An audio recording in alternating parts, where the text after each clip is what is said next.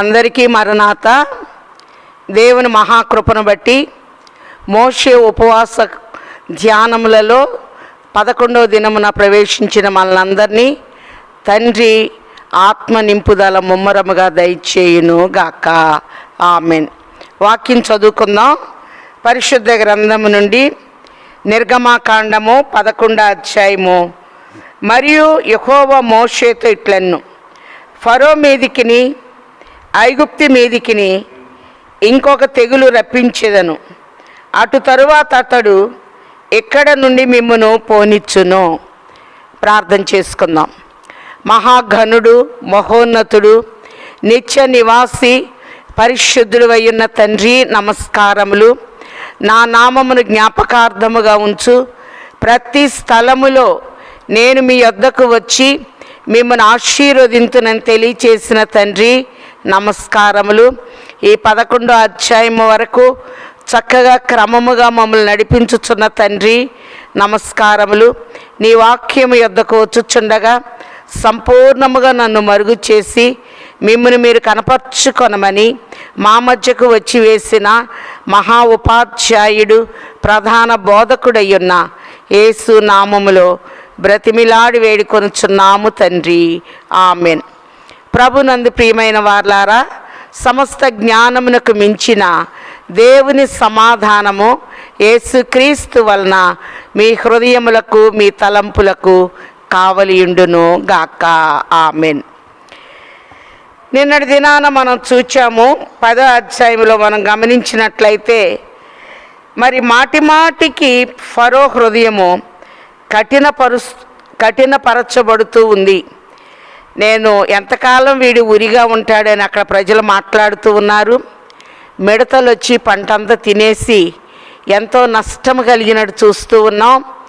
అలాగనే చీకటి వచ్చి 3 దినాల వరకు వారికి ఏమీ కనపడలేదు అని మనం చూస్తూ ఉన్నాం.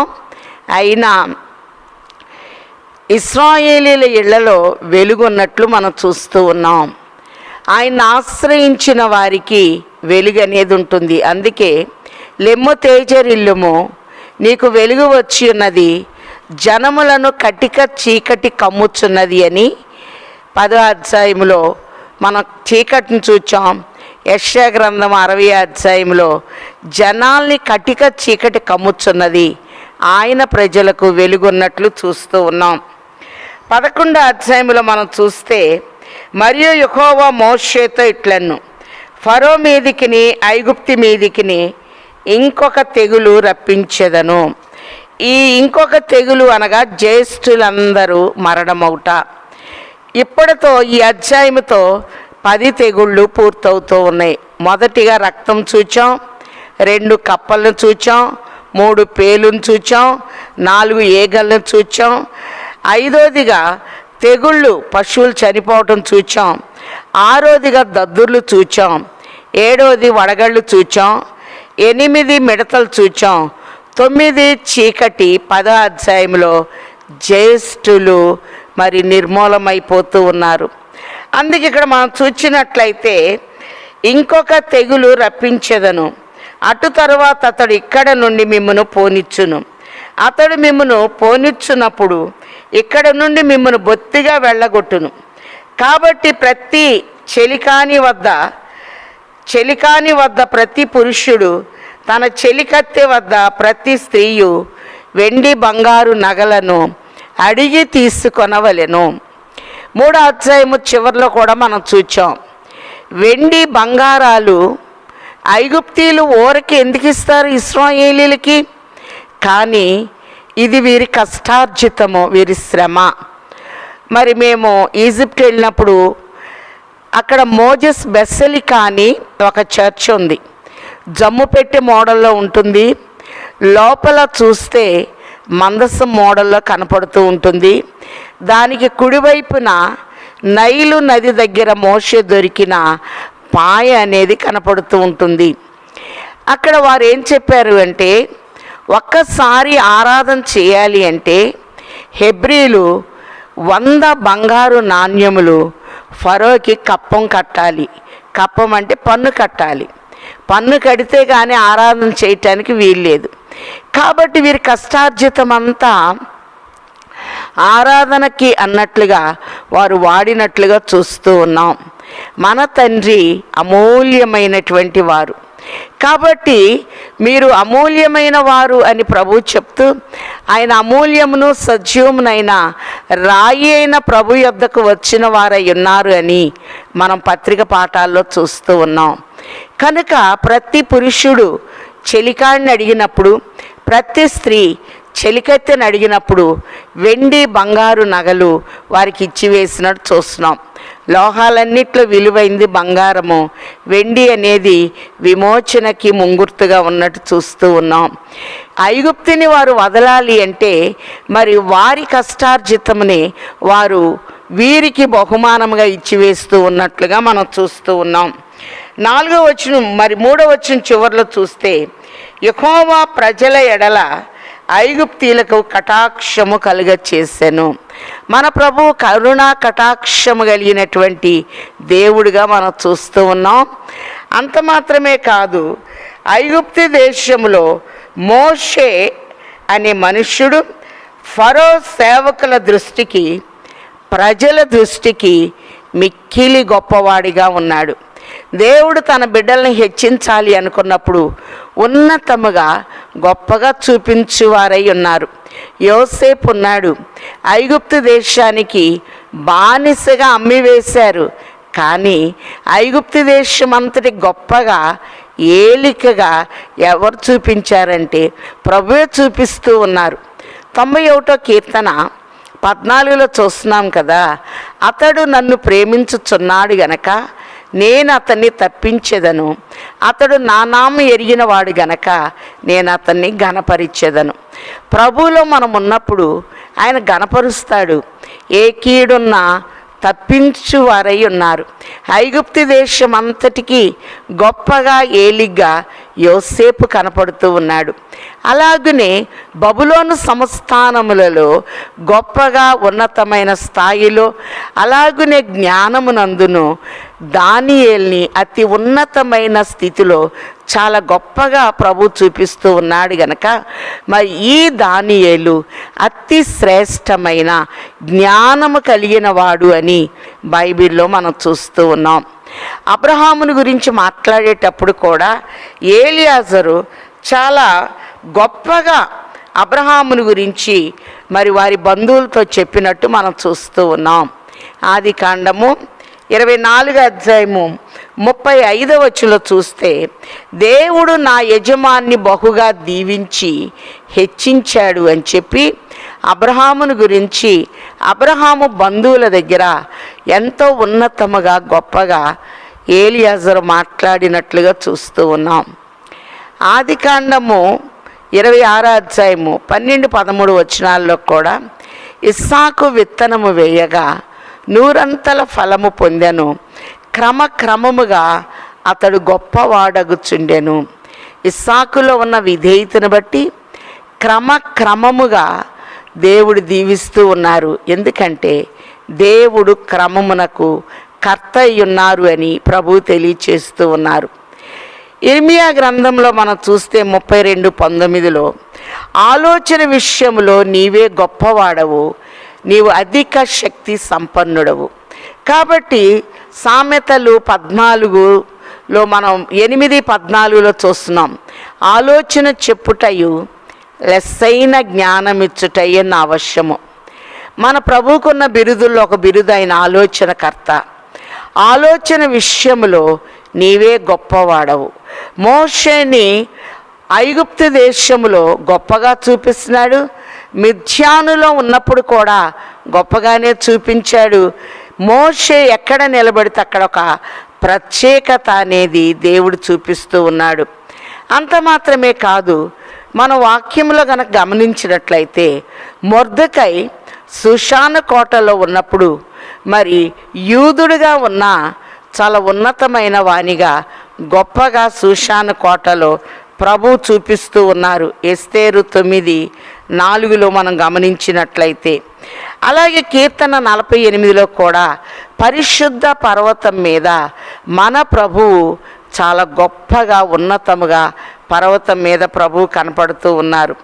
147 కీర్తనలో చూస్తే మన ప్రభువు గొప్పవాడు అనే మాటని మనం చూస్తూ ఉన్నాం. కాబట్టి మరి గొప్పవాడైనటువంటి తండ్రిని ఆరాధించే బిడ్డల్ని కూడా గొప్పగానే చూపిస్తారు. అందుకే మనం గమనించినట్లయితే మోషే 11వ అధ్యాయంలో మనం చూస్తూ ఉన్నాం. ఐగుప్తీల మధ్య చాలా గొప్పగా కనపడుతూ ఉన్నాడు. ఫరో సేవకుల దృష్టికి, ప్రజల దృష్టికి మిక్కిలి గొప్పవాడాయను. ఈయన సాత్వికుడిగా ఉన్నాడు, దేవుని ఇల్లంతట్లో నమ్మకంగా ఉన్నాడు గనక ప్రభువు చాలా గొప్పగా చూపిస్తూ ఉన్నారు.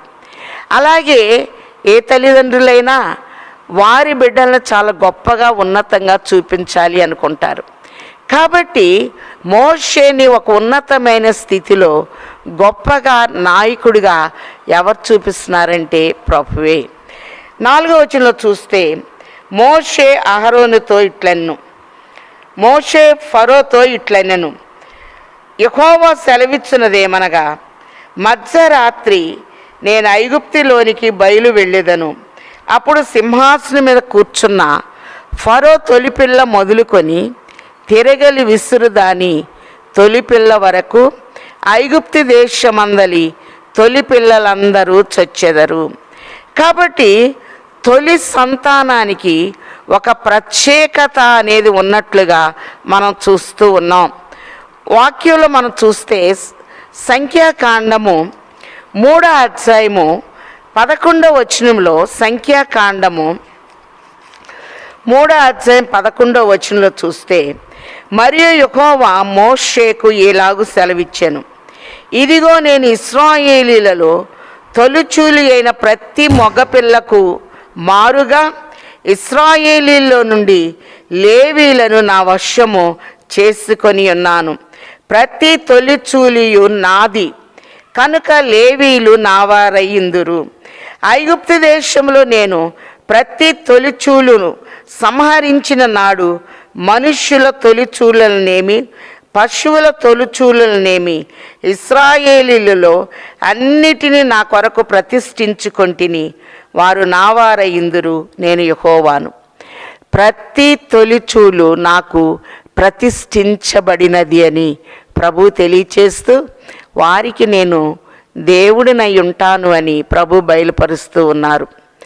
అంత మాత్రమే కాదు, ఇర్మియా గ్రంథములో కూడా, ఇర్మియా గ్రంథము 2వ అధ్యాయము 3వ వచనంలో ఇశ్రాయేలీల విషయములో నాకు ప్రతిష్ఠిత జనము అని ప్రభు చెప్తూ నా రాబడికి ప్రథమ ఫలము అని మాట్లాడినట్లుగా ఇర్మియా 2:3లో మనం చూస్తూ ఉన్నాం. అంత మాత్రమే కాదు, యెషయా గ్రంథము 44వ అధ్యాయము ప్రారంభం నుండి చూద్దాం. అయితే యాకోబు నిన్ను సృజించినవాడు ఇలాగు సెలవిచ్చుచున్నాడు, ఇశ్రాయేలు నిన్ను నిర్మించినవాడు ఇలాగు సెలవిచ్చుచున్నాడు, నీవు నా సొత్తు అని ప్రభు తెలియచేస్తూ ఉన్నారు. అంత మాత్రమే కాదు, 15వ వచనంలో యెహోవానగు నేనే పరిశుద్ధ దేవుడను, ఇశ్రాయేలు సృష్టికర్తనగు నేనే మీకు రాజును, సముద్రంలో త్రోవ కలుగు చేయువాడును, వడిగల జలములలో మార్గము కలుగ చేయువాడు ఆయనే. వడిగల జలము యెహోషువ నాయకత్వంలో మందసం భుజం మీద పెట్టుకొని యొర్దానులోనికి వచ్చినప్పుడు నీళ్లు ఏకరాశిగా నిలిచినట్టు చూస్తున్నాం. అలాగనే ఎర్ర సముద్రం పాయలై నీళ్ళన్నీ గోడగా నిలిస్తే ఇశ్రాయేలీలు ఎర్ర సముద్రం మధ్య ఆరిన నేల మీద నడిచినట్లు మనం చూస్తూ ఉన్నాం.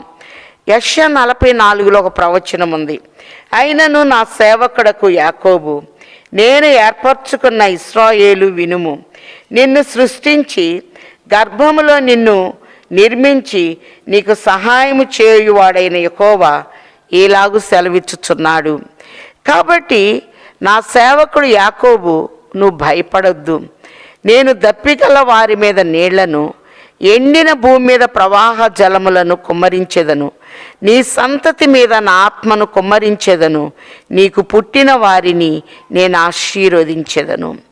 నీకు పుట్టిన వారిని నేను ఆశీర్వదించెదనని ప్రభువు తెలియచేస్తూ యెషయా 45:3లో కూడా పేరు పెట్టి నిన్ను పిలిచిన ఇశ్రాయేలు దేవుడినైన యెహోవాను నేనే అని నీవు తెలుసుకొనున్నట్లు అంధకార స్థలముల్లో ఉంచబడిన నిధులను రహస్య స్థలములోని మరుగైన ధనమును నీకు ఇచ్చేదను. కాబట్టి రహస్యంగా మరుగైన ధనమే ఇశ్రాయేలీలు ఐగుప్తీలకు ఫరోకి కట్టిన కప్పము పన్నయ్యున్నది. ఇప్పుడు మీరు వారిని అడిగి వెండి బంగారాల నగలను తీసుకోండి అని ప్రభు ఆజ్ఞాపించారు. మోషే ప్రజలకు తెలియచేశారు. ప్రజలు వెళ్ళి మరి వారి తోటి వారికి మరి వారి ఇరుగు పొరుగు వారికి తెలియచేశారు. వారు ఎంతో సంతోషముగా వీరికి ఇస్తున్నారు అంటే వీరి కష్టార్జితమని తిరిగి వారికి ఇస్తున్నారు. అందుకే ఇశ్రాయేలు నా తొలి సంతతి అని ప్రభు తెలియచేస్తూ ఉన్నారు. నా రాబడికి ప్రథమ ఫలము అని తెలియచేస్తూ ఉన్నారు. వారి జోలికి ఎవరెళ్ళినా వారు నశింపవుతారు. కాబట్టి నిన్ను కాపాడువాడు కొనకడు నిద్రపోడన్న తండ్రి, నే ఇశ్రాయేలు దేవుని కంటి రెప్పై ఉన్నది. కాబట్టి నిన్ను ముట్టినవాడు నా కనుగుడ్డు ముట్టిన వానితో సమానము అని ప్రభు తెలియచేస్తూ అంత భద్రముగా వారిని దాస్తూ ఉన్నట్లుగా చూస్తూ ఉన్నాం. కాబట్టి తొలి సంతానానికి కొన్ని ఆధిక్యతలు ఉన్నాయి. జ్యేష్ఠత్వము అనేది వస్తుంది, రాజరికము అనేది వస్తుంది, అలాగే యాజకత్వం అనేది ఇవ్వబడుతూ ఉంది. కాబట్టి తొలి సంతానాన్ని ప్రభువు ప్రతిష్ఠించినట్లు మనం చూస్తున్నాం. లేవీలలో తొలి సంతానాన్ని క్రింద పడినెవరు కనుక ఒక వస్త్రాన్ని చుట్టి తొలి సంతానాన్ని భద్రం చేస్తారు. అందుకే ప్రభువును కూడా మరి ఇది తొలిచోలి సంతానానికి దూత చెప్తుంది, దానికి ఇదే మీ కానవాలు. ఒక శిశువు పొత్తి గుడ్డలతో చుట్టబడి ఒక తొట్టిలో పండుకొని ఉండుట మీరు చూచెదరని ఆయన జన్మ చరిత్రలో దూత చెప్పినట్లుగా చూస్తూ ఉన్నాం. ఇశ్రాయేలీల్ని మీరు ధ్వంసం చేస్తున్నారు, వారి బిడ్డల్ని నైల్ నదులు వేశారు, వారికి హాని కలిగిస్తూ ఉన్నారు. కాబట్టి ఒక ఘోష అనేది వచ్చింది. ఇక్కడ మహాఘోష ఈ 10వ తెగులు ద్వారా ఐగుప్తు దేశంలో కలిగినట్లుగా మనం చూస్తూ ఉన్నాం. కనుక మనం చూచినట్లయితే మరి ఇశ్రాయేలీలలో ఫరో తొలిపిల్ల మొదలుకొని తీరగలి విసురుదాని తొలిపిల్ల వరకు ఐగుప్తు దేశమందలి తొలిచూళ్ళందరూ చచ్చెదరు. ఇక్కడ మాట చెప్తున్నారు, 12లో చనిపోయినట్టు మనం చూస్తాం. నీ మాట అవునంటే అవును, కాదంటే కాదని మనం చూస్తూ ఉన్నాం. 6వ వచనంలో చూస్తే అప్పుడు ఐగుప్తు దేశమంతటా మహాఘోష పుట్టెను, అట్టి ఘోష అంతకుముందు పుట్టలేదు. సామెతలు 8లో చూస్తున్నాం, జ్ఞానము ఘోషించుచున్నది, వివేచన తన స్వరమును వినపడ చేయుచున్నది అనే మాట చూస్తూ ఉన్నాం. కాబట్టి జ్ఞానము అనగా మన ప్రభువే. అలాగునే ఐగుప్తు దేశమంతా ఘోష, కానీ ఇక్కడ మహాఘోష. మరి వీరు వెళ్ళిపోయేటప్పటికి తొలి సంతానము నిర్మూలమవుతుంది గనక మహాఘోష పుట్టినట్లుగా మనం చూస్తున్నాం. అట్టి ఘోష అంతకుముందు పుట్టలేదు, అట్టిది ఇక మీద పుట్టదు. మరియు ఐగుప్తీలకును ఇశ్రాయేలీలను వేరుపరచుదునని మీకు తెలియబడినట్లు మనుష్యుల మీద కానీ జంతువుల మీద కానీ ఇశ్రాయేలీల్లో ఎవరి మీదనైనా ఒక కుక్కయు తన నాలుక ఆడించదు. ఇశ్రాయేలీలు ఎవరు నిర్మూలం కారు. దేవుడు శ్రమలో వారిని కాపాడుతూ ఉన్నారు, సౌఖ్యాన్ని ఇస్తూ ఉన్నారు. నిన్ను కాపాడువాడు కొనకడి నిద్రపోడన్న తండ్రి సమృద్ధితో నింపారు. ఏ శవము లేదు. గోషాను ప్రాంతంలో కుక్క తన నాలుక ఆడించే అవసరమే లేదు. అంత సమృద్ధితో ప్రభువు వీరిని నింపుతూ ఉన్నారు. ఒకప్పుడు 1వ అధ్యాయంలో నిండు శ్రమలో ఇశ్రాయేలీలో ప్రబలిరి అనే మాటను మనం చూస్తున్నాం. శ్రమలో ప్రబలారు, శ్రమలో ఐగుప్తీలు నశింపైపోతూ ఉన్నారు. ఇశ్రాయేలీలు ఇప్పుడు వీరి శ్రమ వారికి సౌఖ్యముగా ఉన్నట్లుగా మనం చూస్తూ ఉన్నాం. కాబట్టి ఇక్కడ మనం చూచినట్లయితే 8వ వచనంలో, అప్పుడు నీ సేవకులైన వీరందరూ నా యొద్దకు వచ్చి నాకు నమస్కారము చేసి, ఫరో ఇప్పుడు నీ సేవకులుగా వీళ్ళందరూ ఉన్నారు కదా, నీ మాటే వింటున్నారు కదా, కానీ నీ సేవకులైనటువంటి వీరందరూ నా యొద్దకు వచ్చి నాకు నమస్కారము చేసి నీవును నిన్ను ఆశ్రయించిన ఈ ప్రజలందరూ బయలు వెళ్ళుడని చెప్పుదురు. కాబట్టి వెంటనే మోషేని ప్రజలను పంపివేయాలని నీ దగ్గర ఉన్న ప్రజలే మనకు చెప్తారు. నిన్నటి పాఠంలో కూడా వీడు ఎంతకాలం మనకు ఉరిగా ఉంటాడు, వీడు మూలాన మన పంటంతా నశింపైపోతుంది, మనకి తెగులు అంటే తెగులు వస్తుంది అని మోషే విషయంలో 10వ అధ్యాయము 7వ వచనంలో, మరి అప్పుడు ఫరో సేవకులు అతన్ని చూచి, ఎన్నాళ్ల వరకు వీడు మనకు ఉరిగా ఉండును, తమ దేవుడైన యెహోవాను సేవించుటకు ఈ మనుష్యులను పోనిమ్ము, ఐగుప్తు దేశము నశించినదని నీకింకను తెలియదా అనిరి. అలా ఇక్కడ మనం గమనించినట్లయితే ఇక్కడ నీ సేవకులైన వీరందరూ నా యొద్దకు వచ్చి నాకు నమస్కారము చేసి, ప్రతి మోకాలు ప్రభు పేరట వంచబడాలి అని ప్రభు తెలియచేస్తూ ఉన్నారు.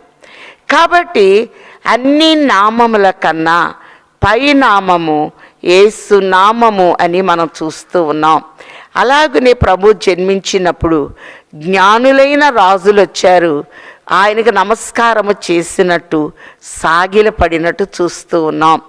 24 పెద్దలు ప్రకటన గ్రంథము 4వ అధ్యాయంలో గొర్రెపిల్ల సింహాసనం ఎదుట, మరి ప్రభు ఎదుట గాజు సముద్రంలో నుండి ప్రభువును చూస్తూ సాగిలపడినట్లు మనం చూస్తూ ఉన్నాం. అలాగనే సర్వలోకము ఆయన ఎదుట సాగిలపడాలి. దేవుడు దేవుడే, మానవుడు మానవుడే. ఫరో దేవుని కంటే ఎక్కువగా హెచ్చించుకుంటూ ఉన్నాడు. అలాగనే మనం చూస్తే ఈ ఫరో యొక్క స్థానము మరి ఉన్నతముగా ప్రపంచమంతటికి నేనే రాజుని అని ఆయన గర్వపడుతూ ఉన్నట్లుగా చూస్తూ ఉన్నాం. నిజ దేవుణ్ణి సమయం వచ్చినప్పుడు అందరూ సాగిలపడతారు అనే విషయాన్ని ప్రభు తెలియచేస్తూ ఉన్నారు. నాకు నమస్కారం చేసి నీవును నిన్ను ఆశ్రయించి ఉన్న ఈ ప్రజలందరూ బయలు వెళ్ళుదురని చెప్పుదురు. కాబట్టి నిన్ను ఆశ్రయించి ఉన్న ఈ ప్రజలు, కాబట్టి దేవుణ్ణి ఆశ్రయించాలి. 91వ కీర్తన 9వ వచనంలో, మహోన్నతుణ్ణి నా ఆశ్రయముగా నేను చేసుకొని ఉన్నాను అనే మాటలను చూస్తూ ఉన్నాం. మన ఆశ్రయం ఎవరు అంటే మహోన్నతుడైన మన ప్రభు అయి ఉన్నారు అని ప్రభు తెలియచేస్తూ ఉన్నారు. సామెతలు 18:10లో కూడా, యెహోవా నామము బలమైన దుర్గము, నీతిమంతుడు అందులోనికి ప్రవేశించి సురక్షితముగా నుండును అనే మాటలను చూస్తున్నాం. కాబట్టి ఆయన నామము, ఆయన పేరు చాలా బలమైన దుర్గము. దుర్గం అంటే ఏంటి? కోట. ప్రభు పేరెత్తితే చాలు ఒక కోటగా ఉంటుంది. 91వ కీర్తన ప్రారంభంలో చూస్తున్నాం కదా, మరి ఆయనే నా ఆశ్రయము, నా కోట, నేను నమ్ముకొను నా దేవుడు అనే మాటలను చూస్తూ ఉన్నాం. ఆయన నమ్ముకొనదగిన సహాయకుడిగా ఉన్నాడు. అందుకే మనం చూస్తే ఆయన ఆశ్రయించటంలో 7 దీవెనలు ఈ సమయంలో ప్రభు మనకు బయలుపరుస్తూ ఉన్నారు. మొదటిగా ఆశ్రయిస్తే మనం బ్రతుకుతాం. ఆమోసు గ్రంథము 5:4లో, నన్ను ఆశ్రయించుడి, నన్ను ఆశ్రయించిన ఎడల మీరు బ్రతుకుదురు. ప్రభువును ఆశ్రయిస్తే మనం బ్రతుకుతాం. దావీదు అంటాడు, ఆయన తన వాక్కును పంపి నన్ను బాగు చేశాను అన్నట్లుగా చూస్తూ ఉన్నాం. అంత మాత్రమే కాదు, 2వ దినవృత్తాంతముల గ్రంథము 26వ అధ్యాయము 5-6 వచనాల్లో చూస్తే, తెలివి కలిగిన జకర్యా దినములలో అతడు యెహోవాను ఆశ్రయించెను. ఆశ్రయించినంత కాలము దేవుడు అతన్ని వర్ధిల్ల చేసెను. ఆశ్రయించినంత కాలము. అలాగే ఐగుప్తు దేశంలో మనం చూస్తే ఇశ్రాయేలీలు ప్రభువుని ఆశ్రయించారు. మోషే అహరోన్ల మాటలను ఆశ్రయించారు గనక మరి ఐగుప్తీల మధ్య ఆశ్రయము అనేది గోషాను ప్రాంతములో దొరికింది గనక వీరు అభివృద్ధి నొందినట్లుగా చూస్తూ ఉన్నాం. 2వ దినవృత్తాంతములలో మనం చూస్తే మరి 7:14 కూడా ప్రభు అంటూ ఉన్నారు, మన దేవుడైన మన దేవుణ్ణి మనం ఆశ్రయించాం, మన చుట్టూ ఆయన నెమ్మది కలుగ చేసి ఉన్నాడు. ప్రభుని ఎవరైతే ఆశ్రయిస్తారో చుట్టూ నెమ్మది అనేది ఉంటుంది అని ప్రభు తెలియచేస్తూ ఉన్నారు. మనం దేశమందు నిరభ్యంతరముగా తిరగవచ్చును అనే మాటలను చూస్తూ ఉన్నాం. 46వ కీర్తనలో కూడా ఆయన మనకు ఆశ్రయ దుర్గము, ఆపత్కాలమున నమ్ముకొనదగిన సహాయకుడు. కాబట్టి ఆశ్రయిస్తే నమ్ముకొనదగిన సహాయకుడు. ఏ టైంలో ఏ సహాయం కావాలో దేవుడు చక్కగా మన పట్ల జరిగించువారై ఉన్నారు అని ప్రభు తెలియచేస్తూ ఉన్నారు. అలాగనే మరి దేవుణ్ణి ఆశ్రయించినప్పుడు ఆయన ఆశ్రయించిన వారందరికీ మేలు జరుగుతుందని ఎజ్రా 8:22 చూస్తున్నాం. ఆశ్రయిస్తే చాలు ఆయన మనల్ని ఆశీర్వదించువారై ఉన్నారు. కాబట్టి ఆయన ఒక ఆశ్రయ దుర్గముగా మనకు కనపడుతూ ఉన్నారు. నిర్గమాకాండము 11:8 నీవును నిన్ను ఆశ్రయించి ఉన్న ఈ ప్రజలందరూ బయలు వెళ్ళుదురని చెప్పుదురు, ఆ తరువాత నేను వెళ్ళుదునన్ను. కాబట్టి నిన్నెవరైతే ఆశ్రయించారో వాళ్ళందరూ మా దేవునికి మాకు నమస్కారం చేస్తారు. నిన్ను ఆశ్రయించిన వారే ఈ ప్రజలను పంపించండి అని తెలియచేస్తారని చెప్తున్నారు. తరువాత నేను వెళ్ళుదునన్ను. మోషే అలాగూ చెప్పి ఫరో యొద్ద నుండి అత్యాగ్రహముతో వెళ్ళిపోయాను. ఫరోతో మాట్లాడారు. ఫరో మనసు ఏం మారేటట్లేదు. అత్యాగ్రహము అనగా బాగా కోపం వచ్చేసింది మోషేకి. ఈ కోపంతో ఫరో సముఖములో నుండి వెళ్ళినట్టు చూస్తున్నాం. 9-10 అలాగనే 11 అనేది చాలా ప్రాముఖ్యమైనది. మనం చూచినట్లయితే మరి రెప్పపాటు అనేది సెకండులో 11వ భాగమై ఉన్నది. పునరుద్ధానుడైన తర్వాత ప్రభు తన బిడ్డలకు 11 మార్లు కనపడినట్లుగా మనం చూస్తూ ఉన్నాం. అలాగనే 11వ అధ్యాయము 9-10 చూస్తే అప్పుడు యెహోవా ఐగుప్తు దేశములో నా మహత్కార్యములు విస్తారమగునట్లు ఫరో మీ మాట వినడని మోషేతో చెప్పెను. ఫరో మీ మాట అస్సలు వినడు. ఆయన హృదయము కఠినమైపోతూ ఉంటుంది. ఒక మట్టి ముద్ద, ఒక వెన్న ముద్ద తీసుకున్నామనుకోండి, 2 ఎండలో పెట్టండి, వెన్న ఎండకి కరుగుతుంది, మట్టి గట్టి పడుతూ ఉంది. అలాగనే హెబ్రీలు కరిగిపోతూ ఉన్నారు, కానీ ఫరో కఠినమైపోతూ ఉన్నాడు.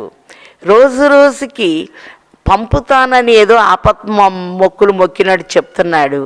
ఆయన హృదయము కఠినమైపోతూ ఉన్నట్లుగా మనం చూస్తూ ఉన్నాం. 10వ చూద్దాం. మోషే అహరోనులు ఫరో ఎదుట ఈ మహత్కార్యములను చేసిరి, అయినను యెహోవా ఫరో హృదయమును కఠినపరచగా అతడు తన దేశములో నుండి ఇశ్రాయేలీలను పోనీయడాయను. ఫరో హృదయము ఎన్ని మహత్కార్యాలు చూచినా కఠినమైపోతూ ఉంది. ఒక ప్రవచనాన్ని చూద్దాం. కీర్తనల గ్రంథము 83వ కీర్తనలో మనం చూస్తే 3-6 మరి ఒక చక్కటి ప్రవచనము మనకు కనపడుతూ ఉంది. బైబిల్స్ ఉన్నవారు గమనించండి. 83వ కీర్తన 3-6 వరకు చూద్దాం. నీ ప్రజల మీద వారు కపటోపాయములు పన్నుచున్నారు, నీ మరుగుచొచ్చిన వారి మీద ఆలోచన చేయుచున్నారు. నీ ప్రజలు అనగా హెబ్రీలు, లేక ఇశ్రాయేలీలు, కపటోపాయములు. కాబట్టి మీరు దూరంగా వెళ్ళొద్దు, ఆరాధనకి పశువులు మాత్రమే తీసుకొని వెళ్ళొద్దు, అలాగనే పురుషులైన వారే వెళ్ళాలి, పశువుల్ని ఇక్కడే వదలాలని రకరకాలుగా కపటోపాయములు మొదటి అధ్యాయంలోనే చూస్తూ ఉన్నాం. యుద్ధం జరిగేటప్పుడు శత్రువులతో వీరు కలిసి యుక్తిగా మరి ప్రవర్తిస్తారేమని ఫరో ఆలోచన చేసి కఠినమైన దాస్యత్వము ఇశ్రాయేలీల చేత జరిగించినట్లు ఇనుప రథాల క్రింద వారు నలిగిపోయినట్లు చూస్తూ ఉన్నాం. అందుకే కీర్తన 83:3 నీ ప్రజల మీద వారు కపటోపాయములు పన్నుచున్నారు, నీ మరుగుచొచ్చిన వారి మీద ఆలోచన చేయుచున్నారు. నా దాగు చోటు నీవే అని దావీదు అంటున్నాడు. నీ మరుగుచొచ్చిన వారు అనగా ప్రభుని ఆశ్రయించి ఉన్నవారు. కాబట్టి ఎవరి మీద ఆలోచన చేస్తున్నారు? ఇశ్రాయేలుని ఎప్పుడు నిర్మూలన చేయాలా అని చెప్పి ఐగుప్తీలు ఆలోచన చేస్తూ ఉన్నారు. అలాగనే వారు ఇశ్రాయేలు అనే పేరు ఇకను జ్ఞాపకము రాకపోవునట్లు జనముగా నుండకుండా వారిని సంహరించుదము రెండని చెప్పుకొనుచున్నారు. నీ ఏక మనస్సుతో వారు ఆలోచన చేసుకొని ఉన్నారు, నీకు విరోధముగా నిబంధన చేయుచున్నారు. గుడారపు వాసులైన ఏదోమీలు, ఇష్మాయేలీలని చూస్తున్నాం. కాబట్టి నీకు విరోధముగా నిబంధన, దేవునికి విరుద్ధంగా వీరు నిబంధన చేస్తున్నారు. ఎవరు అంటే ఇష్మాయేలీలు, ఏదోమీలు. ఇష్మాయేలీలు అనగా హాగరు సంతతి, ఏదోమీలు అనగా యాషావు సంతతిగా మనం చూస్తూ ఉన్నాం. ఇష్మాయేల్ తర్వాత ఇస్సాకు, ఇస్సాకులో నుండి యాకోబు. అలాగనే ఇస్సాకుకి అన్నగా యాషావు కనపడుతూ ఉన్నారు. కాబట్టి యాషావు సంతానాన్ని ఏదోమీలు అన్నారు. అలాగనే ఇష్మాయేలీలు అని ఇష్మాయేల్ సంతతిని లేక హాగరు సంతతిని అంటున్నాడు చూస్తున్నాం. మరి మనందరూ తెలుసు, గల్ఫ్ కంట్రీస్లో ఎయిర్పోర్ట్లో చూస్తే ప్రపంచ పటం ఎక్కడైనా కనపడుతుంది. ఇశ్రాయేలు ప్రపంచం సెంటర్ పాయింట్గా ఉంది. అక్కడ రెడ్ ఇంకుతో ఏ గల్ఫ్లోకి మనం వెళ్ళినా, అబుదాబి వెళ్ళినా, దుబాయ్ వెళ్ళినా, మస్కట్ వెళ్ళినా, ఇశ్రాయేల్ దగ్గర వాళ్ళు రెడ్ ఇంకుతో ఇట్లా మాకు పెట్టి ఉంటుంది. ఎందుకంటే వీళ్ళ దృష్టిలో వీళ్ళు లేరు. అందుకే ఇశ్రాయేల్ అను పేరు ఇకను జ్ఞాపకము రాకపోవునట్లు జనముగా నుండకుండా వారిని సంహరించుదము రెండని చెప్పుకొనుచున్నారు.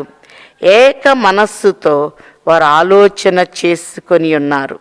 నీకు విరోధముగా వాగ్దాన ప్రజలకు విరోధముగా మాట్లాడినట్లుగా మనం చూస్తూ ఉన్నాం.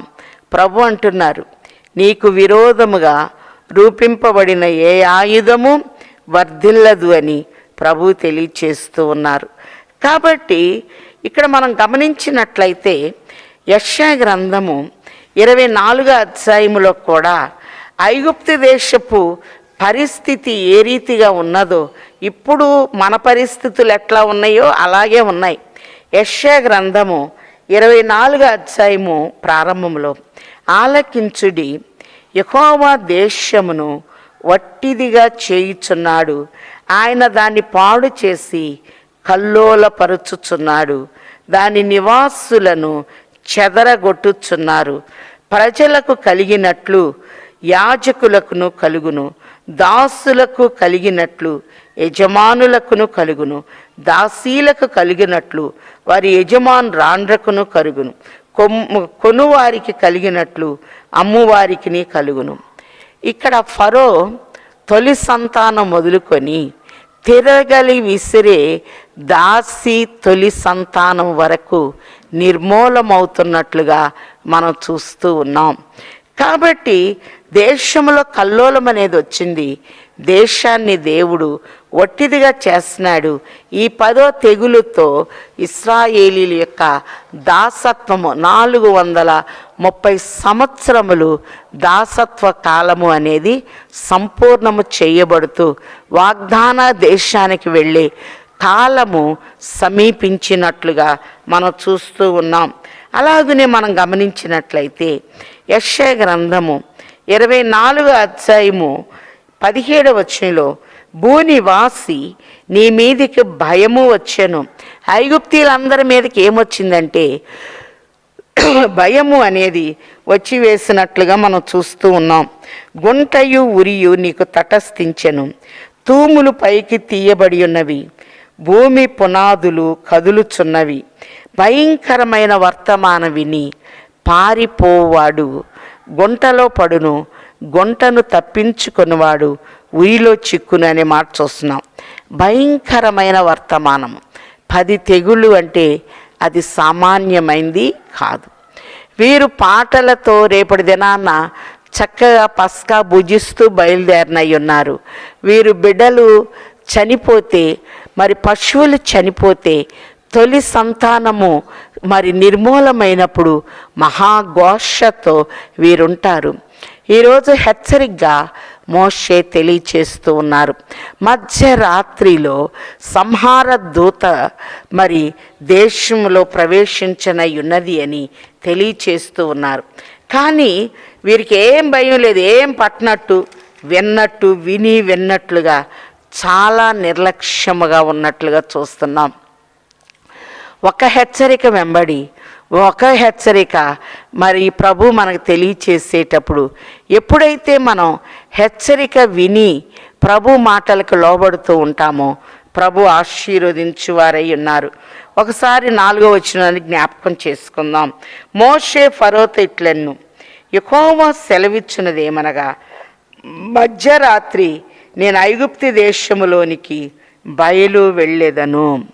మధ్యరాత్రి అనేది నిండు శ్రమని చూపిస్తూ ఉంది. ఐగుప్తు దేశంలోనికి దూత, సంహార దూతలు అనేది కాపుదలకు వాడబడినట్టు చూస్తూ ఉన్నాం. మధ్యరాత్రి అనేది నిండు శ్రమని చూపిస్తూ ఉంది. అలాగనే పరమగీతంలో కూడా సొలొమోను పల్లకి వస్తుంది అని చెప్పేటప్పుడు ప్రభు రాజులకు రాజుగా మన మధ్యకు వస్తూ ఉన్నారు. మరి యుద్ధ వీరులు, ఇశ్రాయేలీల్లో పరాక్రమం కలిగిన వారు రాత్రి భయము చేత ఖడ్గము ధరించి వారు వచ్చుచున్నారని చూస్తున్నాం. కాబట్టి రాత్రి భయము అనగా శ్రమలో మరి వారు ఖడ్గము, వాక్యాన్ని ధరించారు. వాక్యం అంటే ఏంటి? ప్రభువే. ప్రకటన 19:13 చూస్తున్నాం కదా, దేవుని వాక్యమను నామము వారికి పెట్టబడి ఉన్నది అని. మరి మనం చూస్తే 1వ అధ్యాయములో శ్రమలో ప్రబలారు, 2వ అధ్యాయంలో శ్రమలో భద్రపరచబడ్డారు, 3వ అధ్యాయంలో దైవ ప్రత్యక్షతను వారు పొంది ఉన్నారు, 4వ అధ్యాయంలో కూడా అద్భుతాలనే కనపడిని. మరి మహాశ్రమ రాబోతూ ఉంటే సున్నతి ద్వారా వారు తప్పించబడ్డారు. 4వ అధ్యాయం చివరిలో అందరూ తల వంచి దేవునికి నమస్కారం చేశారు. 5వ అధ్యాయములో హెబ్రీల దేవుడు మమ్ములను మీ దగ్గరికి పంపారని మోషే, అహరోన్లు ఫరో సమక్షంలో నిలబడి తన ప్రజలకు పంపించాలి అన్నప్పుడు మరి శ్రమను రెట్టింపు చేసినట్లుగా మనం చూస్తూ ఉన్నాం. గనక మోషే, అహరోన్లు ఏం చెప్పినా ఇశ్రాయేల్ పట్టించుకోవట్లేదు. కారణం వారికి దుఃఖం అంత అధికమైనట్టు చూస్తున్నాం. 6వ అధ్యాయంలో నేను సర్వశక్తి కలిగిన దేవుడను అని ప్రభువు తన నామాన్ని బయలుపరిచారు. బలమైన బాహుతోనే ఫరో మిమ్మల్ని పోనిస్తాడు అని తెలియచేసినట్టు చూస్తూ ఉన్నాము. చక్కటి వంశావళి ఇక్కడ ఇవ్వబడినట్లు 6వ అధ్యాయంలో మనం చూస్తూ ఉన్నాం. 7వ అధ్యాయంలో ఐగుప్తు అంతటికీ ఏలిక ఫరో అయితే ఫరోకే ప్రభుని స్థానములో మోషేని, అలాగునే మరి ప్రవక్త స్థానములో అహరోన్ని దేవుడు నియమించినట్లుగా మనం చూస్తూ ఉన్నాం. కాబట్టి దేవుని యొక్క శక్తి, దేవుని యొక్క మహత్కార్యాలు, దేవుడు చేసేటటువంటి అద్భుతాలు ఫరో ఎదుట మోషే, అహరోన్లు చేశారు. అక్కడున్న మంత్రగాళ్ళు కూడా చేశారు. కానీ వీరు చేసిన దాన్ని మళ్ళీ మార్చే శక్తి వారికి లేకపోయినట్లుగా మరి అహరోను కర్ర మరి ఐగుప్తీల కర్రల్ని మింగివేసినట్లు 7వ అధ్యాయంలో మనం చూచాం. 8వ అధ్యాయం దగ్గర నుంచి 7వ అధ్యాయంలో రక్తముతో ముగింపు చేయబడింది. వాళ్ళు ప్రక్కన ఏటి నీళ్ల కొరకు తవ్వినట్టు చూస్తున్నాం. 8వ అధ్యాయంలో 7 దినాలు రక్తము క్రిందే వాళ్ళు ఉన్నారు. 7 దినాలు బలి అనేది ఆగిపోయింది. 8వ దినాన కప్పలు మనం చూస్తే అపవిత్రాత్మలకు ముంగుర్తు అని మనం చూచాం. అలాగనే పేలు అనేది చికాకులు గుర్తుగా చూచాం. ఈగలు అనేది అంటువ్యాధులకు సాదృశ్యంగా చూచాం. ఇలాంటి పరిస్థితి ఉన్నప్పుడు మరి దేవుణ్ణి వేడుకోండి అని ఫరో అన్నాడు. ఎప్పుడు వేడుకోవాలి అంటే ఇప్పుడు అని చెప్పటలా, రేపు ఆ శ్రమకు అప్పగించుకుంటూ మరి ఈగలు వచ్చి మీద వాలిన, అంటువ్యాధులు వచ్చిన, పేలన్నీ తల దగ్గర నుంచి ఒంటి మీద పాకుతూ ఉన్నా, అలాగే కప్పలు వారు తినే పాత్రల్లోకి వచ్చిన 3 రోజులు ఏం తినకుండా ఉంటున్నారు. ఇప్పుడే వేడుకోండి అంటలేదు, రేపు అంటున్నారు. రేపు అనేదానికి రూపు అనేది లేదు. కొన్ని షాపుల ముందు పెడతారు కదా, అప్పు రేపు అని, ఎప్పుడు చూసినా అదే ఉండదు బోర్డు. అలాగనే ఫరో హృదయం మాటి కఠినమవుతుంది. కానీ గోషాను ప్రాంతంలో ఏ శ్రమ అనేది రాలేదు. వీరికి చీకటి కనపడుతూ ఉంది. అక్కడ చూచినట్లయితే వారికి వెలుగు అనేది కనపడుతూ ఉంది. అందుకే ఆశ్చర్యకరమైన తన వెలుగులోనికి పిలిచిన వాని నాట్యసేములు ప్రచురపరుచున్నట్లు రాజులుగా, యాజకులుగా, దేవుని ప్రజలుగా, దేవుని సొత్తుగా హెబ్రీలను, ఇశ్రాయేలీలను దేవుడు మలిచినట్టు చూస్తూ ఉన్నాం. 9వ అధ్యాయంలో ఇంకా బాధకరమైన తెగుళ్ళు వచ్చినాయి. ఎందుకంటే చెప్పుకున్నాం కదా, గుర్రాలు చనిపోయినాయి. ఐగుప్తి గుర్రాలు చాలా ఫేమస్. మరి వాటిని సొలొమోను లాంటి గొప్ప రాజులు నియామక ధరతో కొన్నట్టు చూస్తున్నాం. గాడిదలు అనగా భారం మోసే పశువులన్నీ చనిపోయినాయి. అలాగనే ఒంటెలు, ప్రయాణ సాధనాలన్నీ నిర్మూలమైపోయినట్టు, పంటంతా ధ్వంసమైనట్లు, శరీరంలో ఆరోగ్యం లేకుండా పెద్ద పొక్కులు వచ్చినట్లు మనం చూచాము. అంత మాత్రమే కాదు, 10వ అధ్యాయంలో మనం చూచినట్లయితే మరి భయంకరమైన చీకటి అనేది ఆ దేశం మీద కమ్మినట్టు చూస్తున్నాం. 40 రకాల మిడతలు ఉన్నాయి. కాబట్టి బాప్తిస్మిచ్చి యోహాను మిడతలు తిన్నాడు. మిడత అనేది శక్తినిస్తూ ఉంటుంది. అలాగని ఇక్కడ వచ్చిన మిడతలు ధ్వంసాన్ని, శ్రమని చూపించినట్లుగా చూస్తూ ఉన్నాం. ఈ 11వ అధ్యాయంతో జ్యేష్ఠుల నిర్మూలన అనే మాటను మనం చూస్తూ ఉన్నాం. ఇంత గొప్ప రక్షణను నిర్లక్ష్యము చేసిన ఎడల ఎలాగూ తప్పించుకుందువని ప్రభు తెలియచేస్తూ ఉన్నారు. కాబట్టి చివరిగా మనం చూస్తే నిర్గమాకాండం 11:10లో మోషే, అహరోన్లు ఫరో ఎదుట ఈ మహత్కార్యములను చేసిరి. అయినను యెహోవా ఫరో హృదయమును కఠినపరచగా అతడు తన దేశములో నుండి ఇశ్రాయేలీలను పోనీయడాయను. కఠినపరచగా, లోబడే మనస్సుంటే వెంటనే మారిపోతూ ఉంటుంది. కానీ ఫరో హృదయము రోజుకి ఎన్ని అద్భుతాలు జరిగినా మహాకాశముల పట్ట జాలని దేవుడు వీరి మధ్య మరి ఎన్నో అద్భుతాలు చేసి శ్రమ వచ్చినప్పుడు నా కొరకు వేడుకోండి అని అంటూ ఉన్నారు. శ్రమలో ప్రార్థించినప్పుడు నెరవేర్పు కలిగినట్టు చూస్తున్నాం. శ్రమ తీరిపోయిన వెంటనే నేను పంపను అంటున్నాడు. మరి నిన్న 10వ అధ్యాయంలో మనం చూస్తే ఫరో నా కొరకు ప్రార్థన చేయమని ఆయనే ప్రార్థనలాగా ప్రాధేయపడ్డాడు. 17వ వచనంలో మీరు దయచేసి ఈసారి మాత్రమే నా పాపము క్షమించి నా మీద నుండి ఈ చావు మాత్రము తొలగించుమని మీ దేవుడైన యెహోవాను వేడుకొనుడనగా అతడు ఫరో యొద్ద నుండి బయలు వెళ్ళి యెహోవాను వేడుకొనెను. వేడుకొనండి అన్నాడు, కానీ ఆయన వేడుకునే స్థితిలో లేడు. నాయనా నేను పాపిని, నన్ను క్షమించు అని ప్రభువుకి మనం ఎప్పుడైతే లోబడతామో చక్కటి నెరవేర్పులు ప్రభు చూపించువారై ఉన్నారు గనక మరి ఇదే అనుకూల సమయమని తండ్రి మనకిచ్చిన సమయాన్ని మనం వాడుకోవాలి. అందుకే సమయము సమీపించినది గనక ఈ ప్రవచన వాక్యములు చదువువాడును వాటిని విని ఇందులో వ్రాయబడిన సంగతులను గైకొను వారు ధన్యులు అని ప్రభు తెలియచేస్తూ ఉన్నారు గనక వినుట వలన విశ్వాసం అనేది కలుగుతుంది. రేపు భయంకరమైన మరి శ్రమ కనపడుతుంది ఐగుప్తులో. ఇశ్రాయేలీలు త్వరపడటము పస్కా అనేది మనకు కనపడుతూ ఉంది గనక మరి ఇది చివరిసారి హెచ్చరిక ఇవ్వబడినట్లు మనం చూస్తూ ఉన్నాం. తండ్రి ఆయన పిల్లలకి హెచ్చరిక ఇవ్వకుండా ఏమీ చేయడు.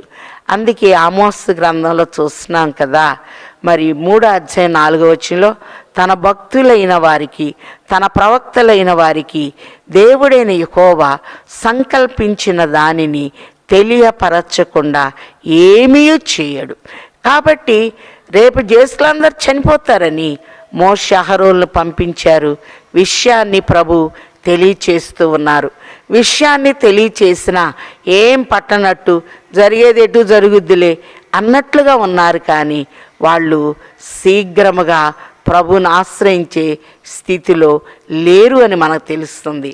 అందుకే మెళుకుగా ఉండండి, విశ్వాసమందు నిలకడగా ఉండండి, బలము గలవారై ఉండండి, పౌరుషము గలవారై ఉండండి. మీరు ఏది చేసినా అది ప్రేమతో చేయుడి. కాబట్టి మోషే అహరోన్లు మెళుకు అనేది వారికి దయచేస్తున్నారు. నిలకడగా ఉండి మరి మాటికి పంపిస్తానంటాం, మళ్ళీ పంపపోవటం, మనసు మార్చుకోవద్దు. పౌరుషం, ఒక మాట ప్రభు పలికాడంటే జరిగేటట్లుగా మీరు నిలబడండి. మీరు ఐగుప్తు దేశంలో బలమైనటువంటి మహత్కార్యములు చేసిన బలవంతుని గుర్తించండి. మరి ఆయన ప్రేమని మీకు వివరించాము. ఇప్పుడైనా సరే ఆయన తట్టు మీరు తిరిగితే ప్రేమ కలిగిన దేవుడు మిమ్మల్ని క్షమిస్తాడు అని హెచ్చరిక చేశారు గనక అట్టి హెచ్చరికను మనకి ప్రభు చేస్తూ ఉన్నారు గనక అట్టి ప్రేమ కలిగిన ప్రభువుని మనం ఆశ్రయిస్తూ ఆ మహత్కార్యాలను తలంచుకుంటూ మహిమ నుండి అధిక మహిమకు వెళ్ళగలిగిన స్థాయిని తండ్రి ఆయన బిడ్డలమైన మనకు ముమ్మరముగా దయచేయును గాక. ప్రార్థన చేసుకుందామా? ధైర్యంబుగా నుండుము ఓ విశ్వాసి, ధైర్యంబుగా నుండుము. ధైర్యంబుతో దేవుని ఆత్మతో స్తుతించి వచ్చిన శ్రమలలో ఆనందింతుము. నీవేయని నమ్మిక యేసు నాకు, నీవేయని నమ్మిక జబ్బు మరలా ముదరాగం కలధైర్యంబు జారి గుండెలదరాగం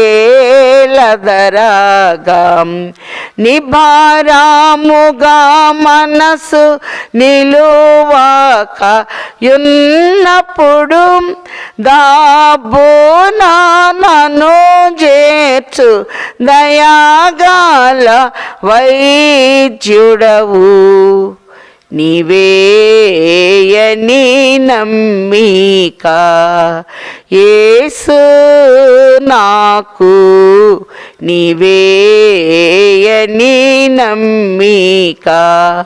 నీవే మార్గంబు, నీవే సత్యంబు, నీవే జీవంబు, నీవే సర్వంబు. నీవేయని నమ్మిక. దయానిధివయ్యున్న తండ్రి, ఐగుప్తు దేశములో ఇనప రథాల క్రింద నలిగిపోయిన నీ పిల్లలకు నీవే అనే నమ్మిక కలిగించిన తండ్రి వందించుచున్నాము. ఈ దినాన శ్రమ నుంచి విడుదలిచ్చి నీ దుఃఖ దినములు సమాప్తములైనవి. నీ సూర్యుడు అస్తమించడు, నీ చంద్రుడు క్షీణింపడు. యెహోవాయే నీకు నిత్యమైన వెలుగుగా నుండును. నీ దుఃఖ దినములు సమాప్తములైనవని ఐగుప్తులో మహాఘోష ఉన్న దుఃఖమును సమాప్తి చేసి 10 తెగుళ్ళ నుండి నీ బిడ్డలను కాపాడి వాగ్దాన దేశం వెళ్ళుటకు చక్కటి ఆలోచన మనస్సునిచ్చి వీరిని సిద్ధపరచుచున్న తండ్రి వందనములు. ఈ లోకంలో మేము కూడా యాత్రికులము, ప్రయాణికులమై ఉన్నాము. మా పౌర హక్కు పరలోకమందున్నది గనక మేము కూడా సిద్ధపడుతూ మమ్మల్ని మేము మా కుటుంబాలని సరిచేసుకుంటూ వ్యక్తిగతముగా నాయన నీకు దగ్గరవ్వగలిగిన స్థితిని నాకు మాకు అందించి వేయండి. ఈ 11వ దినాన హెచ్చరికలు అనేవి మీరు తెలియచేశారు గనక ప్రతి హెచ్చరికను నాయన మేము పాటించగలిగిన స్థితిని మాకు ఇచ్చి వేయండి. ప్రభుత్వం వారు ఇళ్లలోనే ఉండండి, ఎవరు బయటికి రావద్దు, కరోనా బాగా విజృంభిస్తుంది అన్నప్పుడు ఆ హెచ్చరికని పాటిస్తూ నాయన మా చేతులను కడుక్కుంటూ మా ముక్కు నోటిని ఎలాగో భద్రం చేసుకుంటున్నామో, ఐగుప్తు దేశమంతా నిండు శ్రమ ఉన్నప్పుడు ఆ శ్రమలో నీ బిడ్డలు నీ హెచ్చరికలు పాటించిన వారిని రక్షించిన తండ్రి, దీవించి క్షమించిన తండ్రి వందనాలు. అలాగున్నే నాయన ఫరో హృదయము దినదినము కఠినమవుతుంది. ఎన్నో నెరవేర్పులు మీరు మాకు ఇస్తున్నా ఇంకా మేము కఠినంగా ఉంటున్నామేమో కనుక మమ్మల్ని క్షమించి మమ్మల్ని రక్షించండి తండ్రి వందనాలు. అలాగున్నే ప్రపంచమంతటి మీద ఉన్న ఈ ఉగ్రతను, ఈ కరోనా అనేటటువంటి నాయన ఈ యొక్క క్రిమి సంహారాన్ని మీరు చేయమని అడుగుచున్నాం. అలాగున్నే నాయన అందరినీ ఆరోగ్యముతో అలంకరించండి తండ్రి. ఏ కుటుంబం శ్రమలో ఉన్నదో, బాధలో ఉన్నదో నాయన మీరు రక్షించమని అడుగుచున్నాము. కృప వెంబడి కృపను ఇచ్చి నీ బిడ్డలందరినీ నిరంతరము ఆశీర్వాదకారకులుగా చేయండి. ప్రపంచమంతటి మీద నీ కనుదృష్టిని ఉంచండి. రేపటి దినాన పరిశుద్ధ దినము కొరకు మమ్మల్ని అందరినీ సిద్ధము చేయండి తండ్రి వందనాలు. మహిమ నుండి అధిక మహిమకు మమ్మల్ని మలచండి.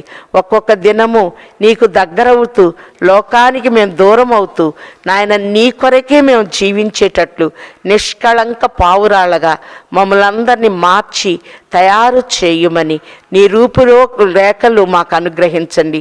క్రీస్తు స్వరూపము మీ యందు ఏర్పడు వరకు మీ విషయమై నాకు ప్రసవ వేదన కలుగుచున్నది అన్నట్లుగా నాయన నీ రూపంలోనికి నాయన మేము మార్చబడి నీ ఆత్మ కలిగిన వారమై నాయన బలమైన విజ్ఞాపన చేస్తూ నీవిచ్చే రక్షణ అందుకుంటూ రాకడకు సిద్ధపడగలిగిన స్థితిని నాకు మాకు ఇచ్చివేయండి.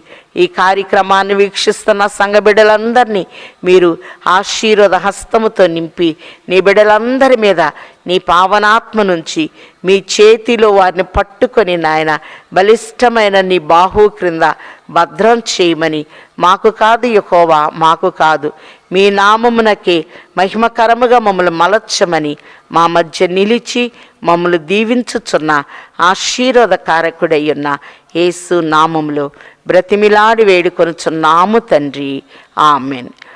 ప్రభు మిమ్మల్ని ఆశీర్వదించి మిమ్మల్ని కాపాడును గాక, ఆమెన్. ప్రభు మీ మీద తన సన్నిధి కాంతును ఉదయింపచేసి మిమ్మల్ని కరుణించును గాక, ఆమెన్. ప్రభు మీ మీద తన ముఖ కాంతిని ప్రకాశింపచేసి సమాధానంతో సమృద్ధితో సంపూర్ణమైన తన సంకల్పము చొప్పున కృప వెంబడి కృపను ఇచ్చి తండ్రి ఆయన మహోన్నతమైన అద్భుతమైన నెరవేర్పులతో తండ్రి మనల్ని నడిపించి వేయును గాక, ఆమెన్. అందరికీ మరణాత.